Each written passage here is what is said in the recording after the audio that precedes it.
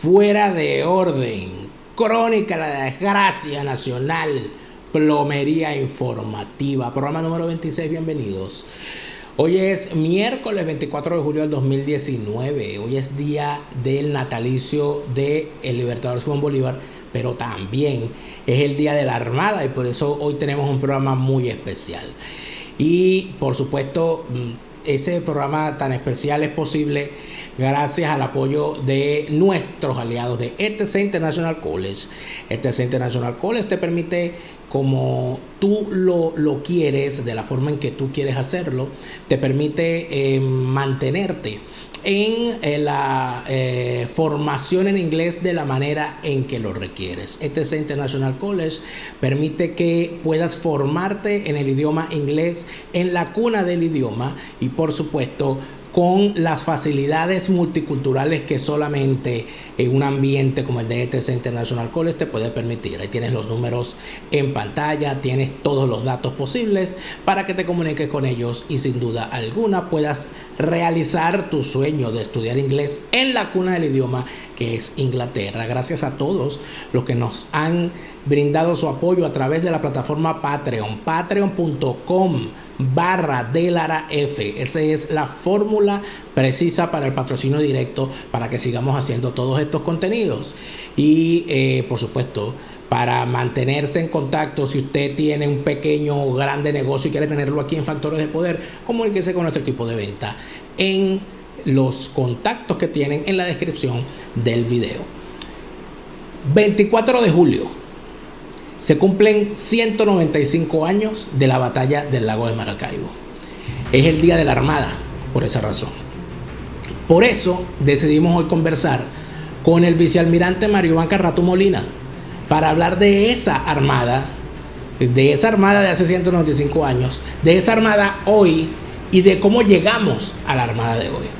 Esta conversación la hemos tenido más temprano con el vicealmirante Mario Iván Carratú Molina y queríamos el día de hoy dedicarle este programa a el componente de la Armada de sus 195 años y a los oficiales egresados de la Escuela Naval y que lamentablemente el estado calamitoso en que se encuentra hoy la fuerza en manos de estos elementos del bandidaje, porque no se pueden llamar oficiales, han llevado a esta armada al sitio donde está. Pero ¿cómo llegamos aquí? ¿Cómo llegó la armada donde está? Vamos a conversar a continuación con el vicealmirante Mario Iván Carratú Molina para conversar sobre estas y otras cosas de interés al respecto. Perfecto. Quitarle volumen a esto. Bien, amigas y amigos de Fuera de Orden, tal como le habíamos indicado en la primera parte del programa, nos acompaña un invitado de lujo con el cual hace tiempo quería volver a conversar. Y por cierto, que mucha gente que lo sigue en las redes sociales me decía de forma frecuente: ¿cuándo habla con el vicealmirante Carratú? ¿Cuándo habla con el vicealmirante Carratú? Y es propicio el día de hoy, porque hoy 24 de julio, cómo no, se conmemora un año más del nacimiento del Libertador Simón Bolívar, pero hoy también se conmemora o se celebra el Día de la Armada en recuerdo de lo que fue la batalla del lago de Maracaibo, donde se cubriese de gloria el almirante Padilla, que no solamente gana la batalla, sino que, por cierto, cosa que no se estudia en nuestra historia, en las escuelas. Esto no se cuenta porque por varias razones, pero el almirante Padilla gana la batalla del lago y se la gana al capitán general de Venezuela, que era Morales, y como Morales es derrotado se tiene que ir, tiene que claudicar y es el último capitán general de Venezuela. Eso sella la independencia de Venezuela. Fue el momento en que se selló la independencia. ¿Por qué no se cuenta esto en las escuelas y en la historia? Porque el almirante Padilla posteriormente fue fusilado por Bolívar, acusándolo de traidor y de estar en una conjura.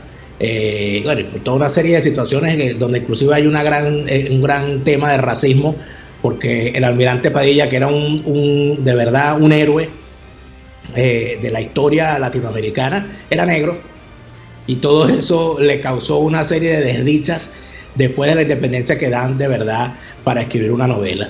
Y por eso es que hoy es el Día de la Armada y hoy tenemos a uno de los egresados de la Armada, de lo que fuese la gloriosa Armada. Vicealmirante Carratú, luego de esta larga introducción, le doy la bienvenida. Buenas noches.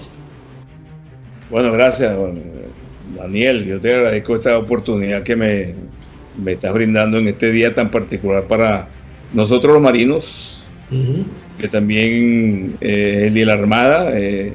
Son 195 años de la batalla naval del lago Maracaibo, que tú acabas de reseñar muy brevemente, pero una verdad, un hecho histórico, un hecho donde las flecheras de la Armada Bolivariana se enfrentaron a las unidades mucho más robustas y poderosas de la escuadra española, no solamente sino del virreinato de Santo Domingo, pues que era todo el poder español en el área caribeña y norte de Sudamérica. Han pasado muchos años. Nosotros admiramos al almirante Padilla, al almirante Renato Bellucci, que también participó, el almirante Brión, que apoyó al Libertador, que era haitiano, no era criollo, y como tú dices, las acciones militares de ese entonces, la historia no las ha presentado exactamente como ocurrieron, porque siempre se ha intentado manipular y presentar la historia como algo glorioso, sin máculas, sin defectos de nuestros libertadores, que eran y son humanos fallecidos, pero eran humanos y susceptibles a cometer errores. Así es. Y yo he dicho varias veces, he referido en tiempos modernos de lo que estamos hablando, de lo que ocurre en Venezuela, que ojalá tuviésemos la voluntad de actuar frente a los traidores, como fue Piar, como fue el almirante Padilla y como otros militares que fueron sentenciado por los tribunales militares de entonces. A Bolívar lo sacaron del país, Páez lo expulsó, lo persiguió, sale del país y nosotros hemos venido arrastrando una historia que no se conceptualiza con la realidad social que hemos tenido. Se mantiene un velo de heroicidad, de pulcritud que no la hubo, y eso es lo que tenemos que rescatar también después que estas cosas pasen y lo más pronto posible. Que yo creo que yo no me hago ilusiones, hay que trabajar duro, pero saldrán. Pero tenemos la pregunta básica, ¿no? O sea, estamos hablando de una historia gloriosa, ¿Sí? porque sin duda alguna tenía sus bemoles, pero no se puede negar que hubo gloria en las acciones de los libertadores. Por supuesto que con sus defectos y todo lo demás, pero eso que se vendía en nuestra historia nacional, de que los militares que yo de niño veía en los desfiles y que uno veía con aquel orgullo a un cadete, fuese de cualquier fuerza, y que se les veía como herederos de la gesta de los libertadores. Nosotros podemos decir que ese ejército, que esa Fuerza Armada, de verdad fue heredera de aquellas glorias. De verdad, esta descomposición que vemos hoy empezó en el 98, o de verdad esas Fuerzas Armadas nacionales de antes estuvieron mucho tiempo ocultando algo por debajo que terminó degenerando en esto que vemos hoy, vicealmirante. Muy interesante tu pregunta, y es bueno comentar sobre eso, la opinión personal que tengo, claro, de la situación. En la Fuerza Armada Venezolana hay una diversidad de opiniones dentro de la institución. Una cosa es lo que la Armada tiene como institución naval para la defensa, otra cosa es la que tiene la Fuerza Aérea. No es que somos diferentes, sino que tiene una filosofía de formación del individuo, del profesional diferente. Todos somos profesionales, pero tenemos una filosofía muy particular. Claro. Nosotros nos llevamos muy bien con la Fuerza Aérea, no nos llevamos tan bien con el Ejército, la Armada, y viceversa. Entonces, ¿qué ocurre? A raíz de la caída bueno, vamos a hablar del 45. En 1945 las Fuerzas Armadas estaban incipientes, era la heredera de las montoneras del siglo XIX. Comienza el Estado venezolano con Juan Vicente Gómez, Cipriano Castro, López Contreras, el general Medina, viene la Junta de Gobierno, el golpe del 48 y entra la dictadura de Pérez Jiménez. Y la historia ha pasado con una rapidez enorme y los hombres no han podido consolidar para qué existe la institución militar. Muchas personas, yo soy de la parte de la democracia, yo ingresé a la Escuela Naval en el año 61, me gradué en el 65, y durante 30 años formé parte del sistema democrático venezolano, con los vicios y con los defectos que puede haber tenido, con las dificultades que hubo en un periodo de guerra de guerrilla, un periodo de identificación del militar. Después que pasan la guerrilla, ¿para qué servimos? ¿Qué hacemos aquí si ya las guerrillas se acabaron? Las Fuerzas Armadas debieron haber sido reducidas en su pie de fuerza y llevadas a lo que realmente era sustentable desde el punto de vista presupuestario de la nación. Eso no se hizo, porque se jugó clientelarmente con la institución, y de una institución de méritos y valores profesionales donde el liderazgo tiene que ser la primera variable de análisis del comandante militar, del hombre que va a dirigir la institución para el combate, bajo la dirección del comandante en jefe, que es un civil electo por el pueblo y que le da a su vez la connotación de comandante en jefe, líder del Poder Ejecutivo y presidente de la República. Así a esa misma persona. Entonces el pueblo le da a esa persona y a su vez le asigna el control de las Fuerzas Armadas. El control de las Fuerzas Armadas no es de los partidos políticos, es del presidente como comandante en jefe. Y eso se fue trastocando, se fue cambiando y se fue trasladando ese control a los partidos, y ese control se pasó a los senadores y diputados. Entonces hubo un juego clientelar donde muchos oficiales buenos fueron desplazados y los menos buenos, para no decir otra palabra, fueron favorecidos. Entonces eso fue quitando, afectando el liderazgo y la identificación del hombre militar con la misión de la institución. Claro. Cuando hablamos de profesionalismo militar, yo no sé si entro en la pregunta que tú, ámbito de la pregunta que tú quieres, que me estás haciendo, pero yo creo que es importante que yo lo diga. El profesionalismo militar no es el hombre que maneja la granada, maneja el cañón y es un tremendo piloto. Esa es una capacidad personal de cada quien. No son buenos pilotos todos, no son buenos comandantes de unidades navales todos, no son buenos infantes, tanquistas, blindados, caballería, etcétera, las diferentes especialidades. El profesional militar es el que sabe dónde está ubicado en una sociedad y para qué existe como institución. Cuando eso se trastoca, se saca de ese cliché que constitucionalmente lo encierra uno en esa misión de defensa y de apoyar al pueblo, no al partido, no seguir al presidente, sino la misión es apoyar al pueblo, defender la soberanía del espacio territorial. Cuando eso empieza a moverse, a cambiarse los valores que sustentan esos principios naturales de la institución comienza a derivar hacia estadios políticos, no de partido, pero políticos por intereses clientelares de los liderazgos políticos incipientes que hubo en la democracia venezolana y que nosotros respetamos porque era el mandato popular. Ese hombre que es presidente no es porque yo lo nombré, sino que el pueblo lo escogió, bien o mal, nosotros teníamos que respetarlo. Y así hizo. Pero cuando, aquí entro en lo personal, cuando yo llego a Miraflores como jefe de la Casa Militar del presidente, encuentro una serie de situaciones que yo no me imaginaba como militar, tanto en el sector militar como en el sector civil, como en el sector de medios de comunicación, como en el sector empresarial.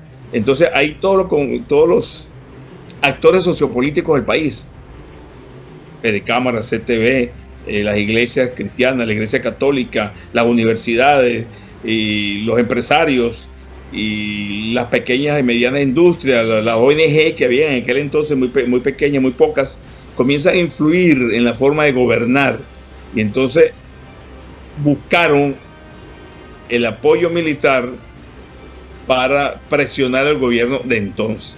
Y es cuando se puso el fatídico, nefasto cuartelazo militar del 92, que repica en el noviembre del mismo año. Entonces, eso no se investigó, eso no se averiguó. Y entonces yo como militar me preguntaba y me pregunto, ¿y qué pasó? Que no hubo la acción jurídica que investigara el origen y la trayectoria de esos movimientos que no eran Chávez solamente en la institución, porque el cuartelazo militar del 92, y esto es importante que las personas que me escuchan lo tengan claro, el cuartelazo militar del 92 no fue un coletazo del cuartelazo militar de noviembre del 92. Fueron dos situaciones diferentes. había una influencia de la izquierda venezolana sobre los militares, porque y había una necesidad o una conducta de aceptar que eso ocurriera porque querían zafarse de Carlos Andrés Pérez. Claro. Y resulta que eso trajo otras consecuencias también peligrosas. Pero fíjese algo, vicealmirante, que a mí me llama mucho la atención, ¿no? Que es la participación de la Fuerza Aérea en el 27 de noviembre, creo que fue la más escandalosa y la más grave, con ese delito de lesa humanidad que significa bombardear una ciudad. Blancos civiles, o sea, una cosa espantosa. La participación del ejército queda perfectamente clara. Elementos de la Guardia Nacional de alguna manera también quedaron claros, aunque fueron los menos. Pero de la Armada solamente se recuerdan 3 nombres, que los puedo decir. Bueno, se recuerda al señor Rodríguez Chacín, se recuerda al señor Cabrera Aguirre y se recuerda al señor Gruber Odremán. Pero en las asonadas militares del 92, de alguna manera agarraron cuerpo en la Armada como componente. No. Fíjate lo siguiente, es bueno quitar el velo que existe todavía por los eventos que ocurrieron en el 92 y por la situación política que se vivió en aquel entonces. Voy a hablar de los hombres que tú me acabas de nombrar. Capitán Rodríguez Chacín, excelente oficial de comando, el mejor que había en aquel entonces en la Armada venezolana, profesor formado en la Escuela de Comandos de Estados Unidos, de Inglaterra, de Francia, experto en operaciones de penetración en espacios marítimos, terrestres, paracaidista, hombre rana, una capacidad militar propia. Pero cuando le corresponde ascenso almirante, lo retardan. Yo estaba en Miraflores, lo llamo a él, le digo, mira Rodríguez, no entiendo por qué no te ascendieron almirante, era el primero de su promoción, no entiendo por qué no te ascendieron, pero algo está detrás de ti. Y me dice, no, claro, yo participé en la operación de los Venados en la frontera con Colombia, eliminamos 12 guerrilleros de la FARC y trabajé con López Cisco, con el comando específico José Antonio Páez, que dirigía en ese entonces un general de apellido Camejo, y después que participo en esa operación que también remata en la Colorada, donde matan unos pescadores, pero también habían guerrilleros ahí, miembros de la FARC simulados como pescadores de ribereños o de ríos, y toda esa situación no se aclaró tampoco. Mataron los pescadores, no los investigaron, una acción excesiva del gobierno, el comandante del Teatro de Operaciones actuó mal, simuló un ataque cuando no era un ataque, metieron preso a varios oficiales. Rodríguez Chacín no estaba presente ahí, pero lo involucran. No estaba presente, y es importante decirlo, porque se había caído en un helicóptero junto a López Cisco combatiendo a la guerrilla colombiana en el Cutufí. Exactamente. Entonces él sale de ahí, no está, lo transfieren por emergencia del accidente que tuvo y mandan otro capitán, Ali Coromoto Rodríguez. Y yo hablo con Ali Coromoto Rodríguez cuando yo estaba en el Estado Mayor y digo, mira, di la verdad de lo que pasó. No digas mentira. Acepta tu responsabilidad porque tú eres el comandante. Pero di la verdad.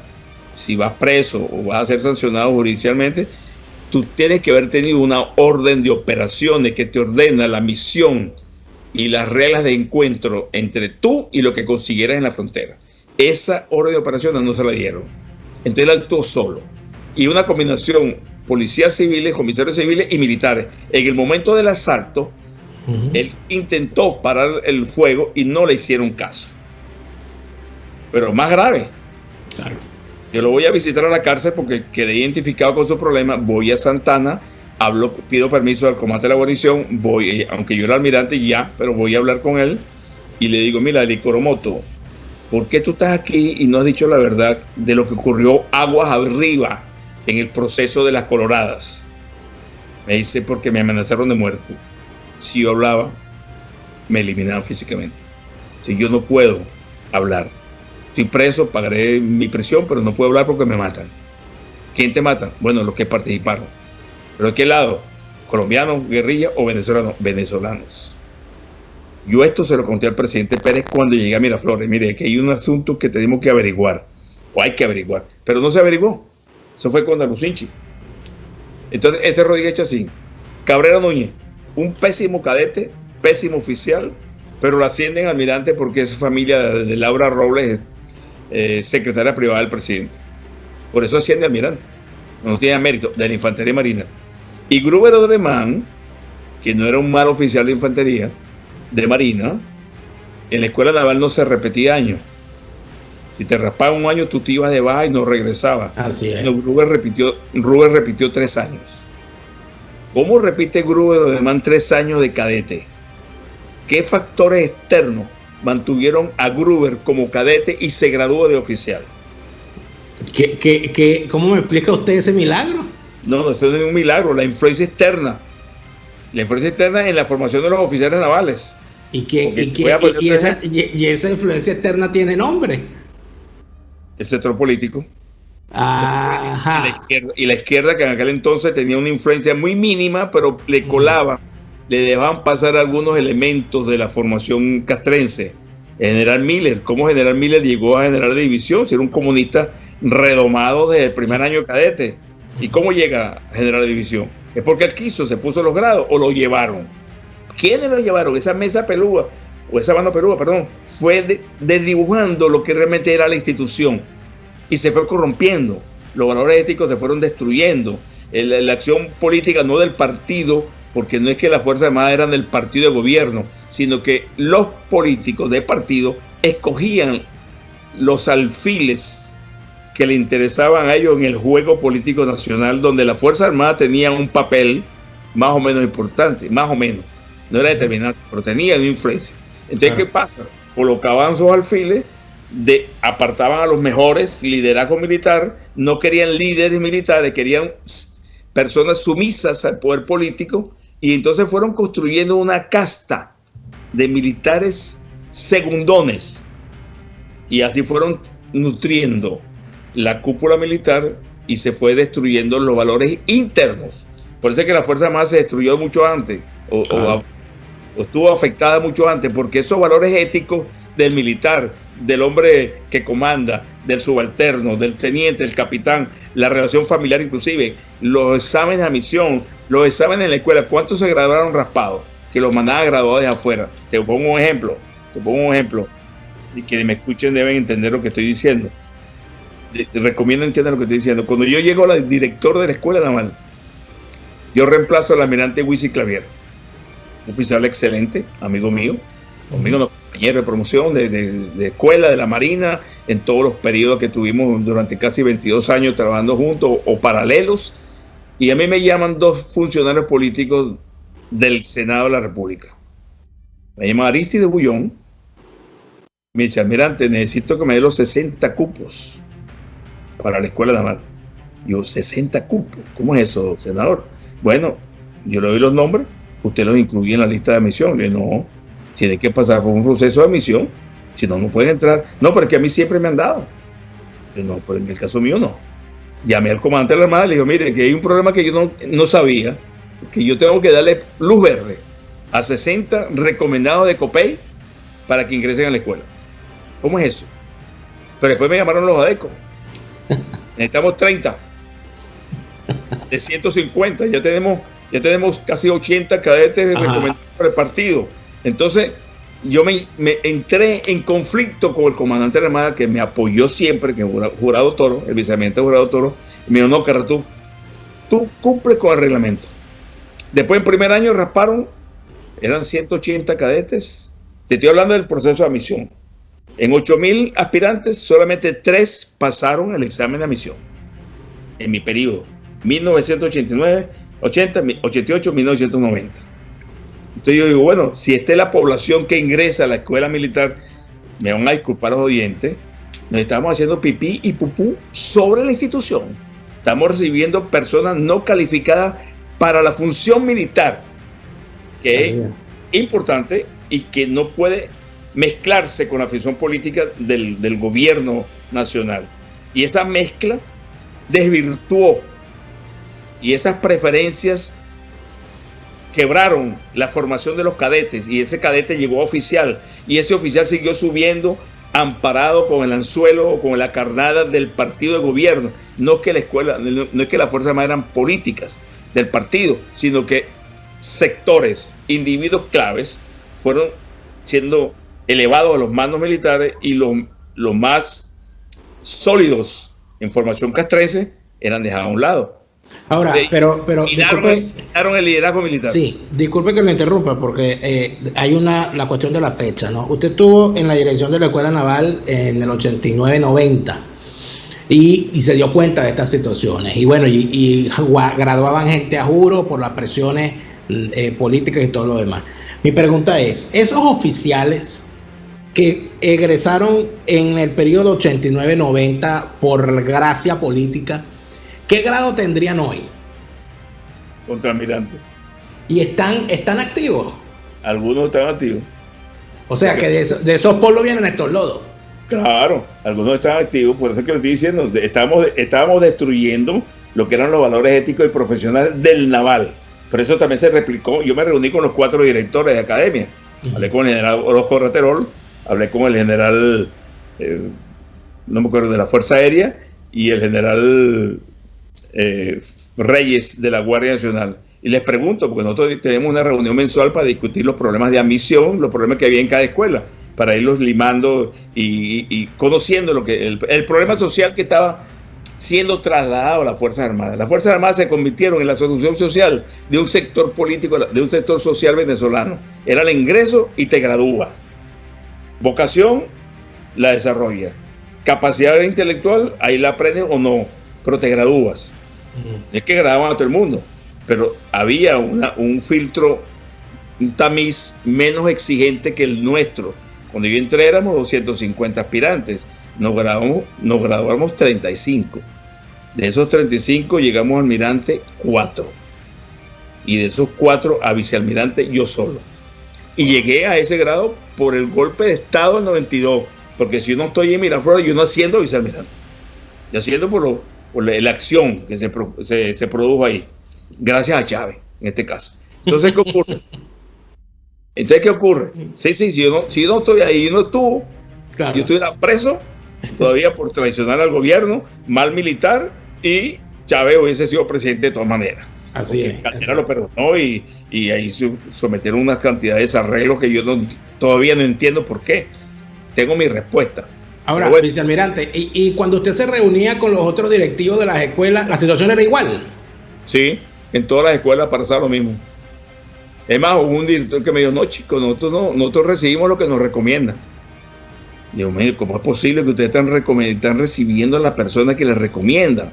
Porque ¿quiénes eran esos? Porque entonces aquí uno se hace la pregunta, bueno, pero si los copellanos metieron 60 y los adecos metieron 30, uno se imagina que esos 60 y esos 30 eran adecos y eran copellanos, pero cuando tocó defender el sistema ninguno de esos salió. ¿No será que era que vendían los cupos, será? No, el problema es que una cosa es el que quiere el helado y el que vende el helado. No sé si quiero hacer un símil con esto. Una cosa es que tú eres el militar, estás en la carrera, como Venezuela nunca había combate ni conflicto, ahí las personas subían sin medirle sus capacidades militares profesionales que tiene que tener un militar al servicio de la República. Entonces ahí entró todo bicho con uña. Entraban y habían filtros, pero los filtros eran manejados por los intereses de partido. No, yo recomendé a este muchacho, lo metí yo en la escuela hace 5 años, vamos a ponerlo aquí. Y entonces ya el mando militar perdió la autoridad hacia la institución, porque el militar iba y se reculaba hacia el político de la Comisión de Defensa, hacia el diputado del Estado tal, hacia el senador tal, hacia el amigo de Pérez. En este caso no fue así, pero fue un ejemplo, y porque fue donde yo estuve. Entonces tú estabas viendo cómo la institución se estaba desmoronando, se estaba destruyendo. Había arenas que se están desprendiendo o gases que se están desprendiendo de la institución y nadie alertó o no quisieron verlo. El primer langanazo fue en el 87, cuando salen 8 tanques de Fuerte Tiuna, Batallón Ayala, y hacen preso a Consalvi en el Ministerio del Interior y toman la viñeta. 87. Claro, Consalvi, que era presidente encargado por ausencia de Jaime Lucinchi, que estaba en un viaje en el exterior. Exactamente. Entonces esa investigación no se concretó. Entonces a mí me llama la atención y critico agriamente cuando hay militares que dicen de esa generación, no, es que Pérez no escuchó. No. La conspiración en el ejército comenzó en la academia en el año 1970 y se descubrió el momento del golpe. Todos esos años en esa academia, porque no se alzaron más, fue la academia la que se alzó, no se investigó, no se infiltró. Cuando yo era cadete, que era la época de las guerrillas, éramos 30 cadetes en el aula y al día siguiente aparecían 25. ¿Dónde están otros 5? Se lo llevó la DIN, enlace con la guerrilla, infiltrado en la escuela naval. Y así fueron limpiando, porque había una investigación. Y yo para entrar tenía que tener una firma de un vecino, recomendación al colegio, buenas notas, era un proceso de filtro. Pero la conducta tuya, lo que tú hablabas en el aula, lo que tú decías, eso era también investigado. Ahora, ¿dónde salían los fines de semana? ¿Con quién? Para casarse uno, me disculpa, para casarse uno tenía que pedir permiso y te decía, mire, con esa señorita no se debe casar. A nosotros nos dijeron en Puerto Cabello, ojo, hay mucha gente asociada al porteñazo y tiene que tener cuidado. Yo tenía 20 años. Pero después eso se prostituyó. Y cuando yo me gradué, que cumplo hoy, 46 años de graduado, el presidente Leoni, que fue el que nos graduó como el ministro de Educación y el ministro de la Defensa, en el patio de la Academia Naval, me entrega el sable de mando. Y me dice, y ese sable de mando es para que usted defienda esta Constitución. Me entregó también la Constitución en la mano. No solamente el sable, la Constitución. Eso se eliminó. Y bueno, ¿y por qué se eliminó algo tan sencillo, tan elemental, pero una simbología inmensa? Porque yo tengo el sable de mando. Porque tengo que estar parado en la Constitución. Yo no puedo estar parado del partido, ni ningún amigo, ni el general tal, sino la Constitución. Cuando yo escucho en estos momentos que estamos en esta lucha política por la libertad de Venezuela, los militares tienen que ponerse al lado de la historia. No. Los militares no tienen por qué ponerse al lado de ninguna historia. Los militares tienen que ponerse debajo de la sombrilla constitucional y ahí tienen que actuar. Entonces, se tergiversan las cosas, se confunde al militar joven y a los que son más veteranos los van apartando porque manejan la juventud militar como si fueran, ¿cómo te puedo decir? Maleables a la influencia política por necesidad de crecer en la institución. Y eso ha ido dominando. Ahora que estamos en este problema, me dicen a mí, me preguntan, Carratú, ¿qué crees tú que hay que hacer? Destitución de todo el alto mando militar y los generales. Porque cuando yo siento al lado mío un cubano, cuando un teniente ve que el almirante Carratú está sentado con un militar cubano, o un militar de Colombia, o un guerrillero de la FARC, como yo vi las fotos en la Asamblea Nacional y en los comandos militares, guerrillero con generales, Marulanda con generales, y se le entregué a los Estados Unidos esa foto, que me pareció algo que en Venezuela no se podía manejar, tenía que ser por fuera. Entonces, cuando yo veo esas cosas, tú tienes que pasar a juicio a todos los militares traidores, no a Padilla, no a Piar, pero en el sector militar nosotros tenemos que sentar precedentes, porque si no es ahorita, dentro de 20 años se repite lo mismo. Sí. Porque la historia se va construyendo y se va deformando y se va deconstruyendo por qué ocurren las cosas. Y no hay un asidero legal que me diga, aquí pasó esto y estos militares, si es que la institución va a seguir, porque me dicen que la van a eliminar, es una decisión que a mí no me parece loca, pero bueno, si la eliminan, la eliminaron.